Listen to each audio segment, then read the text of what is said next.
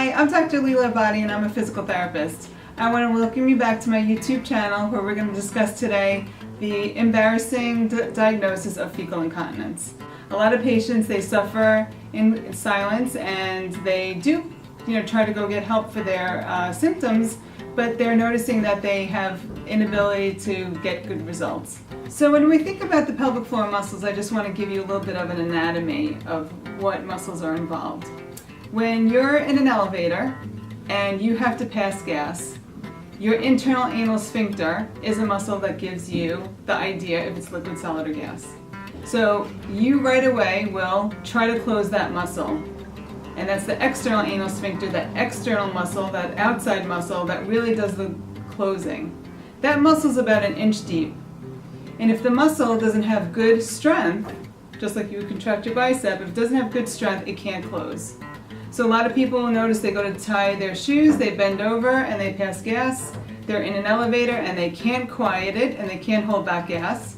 And so then sometimes that leads to also fecal smearing.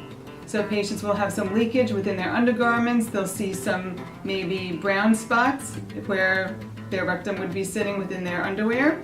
So if I just show you on a pelvis some of the muscles, I just want to give you an external view of potentially what it would look like. So if we're looking at the underside of the pelvis, now you're going to get a window in to some of this is a female model, this is the vaginal area, this would be some of the external pelvic muscles, and then here, where my finger is sitting, is the external anal sphincter. So they're showing now in some of the studies that women can get fecal incontinence 20 to 30 years out from having a baby.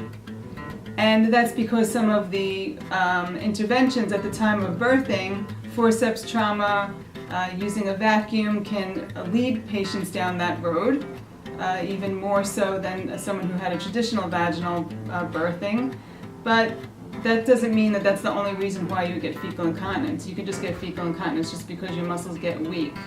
So it's a muscle like any other muscle, and if we're not strengthening them, it's an option to work on strengthening and see how that changes your symptoms. So I'm just going to show you now a few things that you can work on at home. Of course you've heard of the Kegel, and if you look at some of the other YouTube videos, they have basics on pelvic floor strengthening, which we can discuss. But what I want to show you is a little home trainer that you can use at home. You would come to a women's health pelvic floor physical therapist and we'll set you up to get one of these. And then this would be a rectal sensor. So then the patient would put the rectal sensor in. You can put your clothes back up. And then this connects into the unit. And then you can do pelvic floor training at home. So it's like a personal trainer for your pelvis. And you're doing contracting and relaxing in a sequence, 5 seconds, 10 seconds hold, whatever you need. Your physical therapist will talk you through it. And it's a way to create good closure of the external anal sphincter and again, rehab that pelvic floor muscle. So that's our tip for today.